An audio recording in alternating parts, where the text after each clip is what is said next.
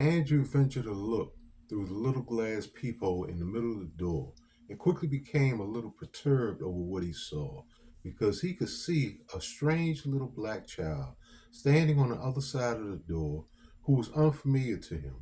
which had given Andrew the thought of the child most likely being lost and had knocked on Andrew's door in search of some help. Something which caused Andrew to open the door of the suite with concern etched on his face and to kneel down in front of the small child, who looked to be about 7 years old, weighing about 60 to 70 pounds on his 3 foot body, and was dressed in a dark blue pair of jean pants, a dark blue t shirt, a pair of tan tennis shoes, and a dark blue hooded sweatshirt, which had a zipper on the front, which was unzipped all of the way, allowing the sweatshirt to hang open at the sides of his body, with the hood hanging on the child's back. Hey there, little guy, are you lost or something? A concerned Andrew asked the little boy, with a calm voice and a smile on his face to reassure the child of his safety. But as he looked into the child's face, the child had begun to remind him of someone, even though he could not remember if he had ever seen the child before or who he reminded him of. This thought caused Andrew to look closer at the child and became a little disturbed once he began to notice that the little boy's eyeballs were completely black with no white coloration surrounding the cornea. No, I'm not lost, Andrew, the little boy said with a calm voice, which sounded as if it was coming from a grown man, right before he quickly kicked Andrew in the middle of his chest with such power that it caused Andrew to do several very painful, uncontrollable backward tumbles along the carpeted floor of the suite, stopping in a painful disarray on the floor close to the table where Andrew had just begun eating his breakfast. As Andrew tried to catch his breath and comprehend what had just happened to him, 20 feet away from the door. I'm just here to retrieve what belongs to me, the fatuous little boy said after walking into the suite on short legs and calmly shut the door behind himself before he began to walk the rest of the way into the suite towards Andrew with a smirk of displeasure on his face. A stunned Andrew lay next to his table, with his chest painfully throbbing as he continued to try to catch his breath, feeling finding it hard to believe that the little boy had been able to hit him hard enough to make him fly across the room, an action which brought Andrew to the conclusion that he must still be asleep, and he was now suffering through some sort of a nightmare, with the thought making him react a lot slower than he usually would have responded while being in the midst of a physical confrontation. So he was still lying on the floor by the table, stunned over what had just occurred, which allowed the little boy to walk up to Andrew and to put his left hand around Andrew's throat so he could squeeze Andrew's Adam's apple hard enough for Andrew to find it very hard to breathe, with the pain letting him know that he was most definitely not existing inside of any sort of nightmare. You were supposed to die when I killed your family, the little boy angrily hissed out in a voice of a grown man, while he lifted Andrew up by his throat with a very strong grasp of his hand and forced Andrew to sit in a seated position with his back pressed into the side of the wooden table, as he continued to try to choke the life out of Andrew with one hand.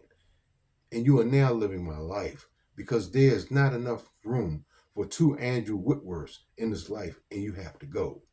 Andrew couldn't believe how strong the kid was and knew that if he did not do something quick to get himself out of the situation he now found himself in, that he was going to die.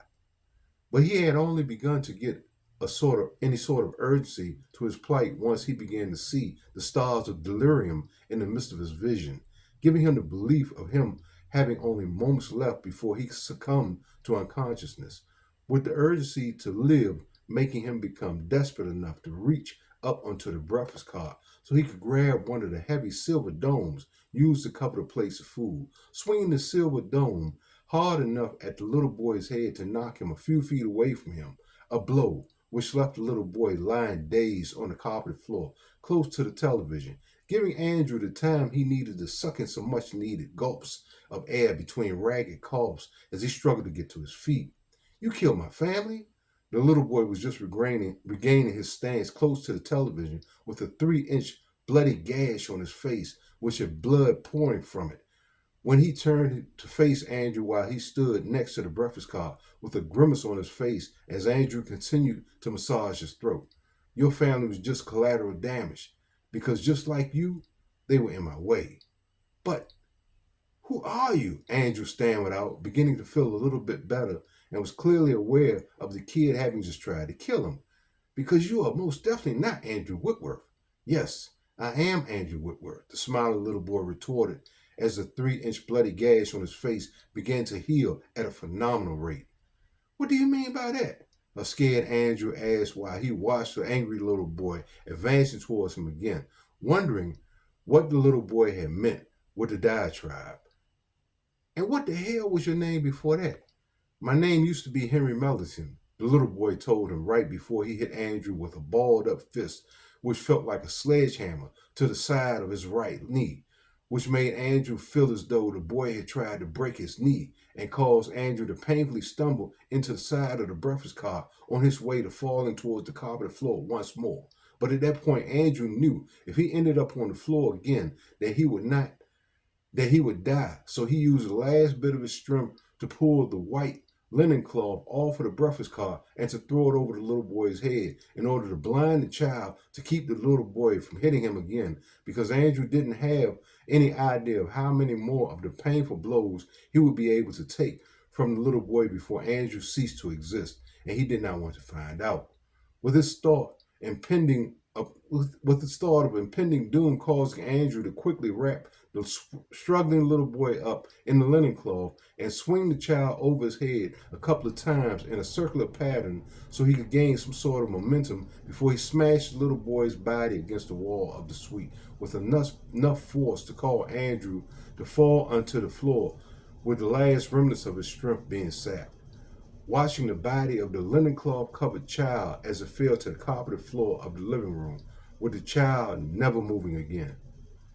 Andrew had fallen near the breakfast cart once more, wondering if his leg had been dislocated or something. But while he was on the floor, he kept casting unsure glances of concern at the body of the little boy and knew that it was going to be impossible for him to explain to the police his reasoning behind killing a 7-year-old child while believing that at least one person inside of one of the adjoining suites has to have called the front desk to report the sounds of an ongoing disturbance of some kind occurring inside of the suite, and that he only had moments left to him before someone would be knocking on the door of his suite to find out what had transpired.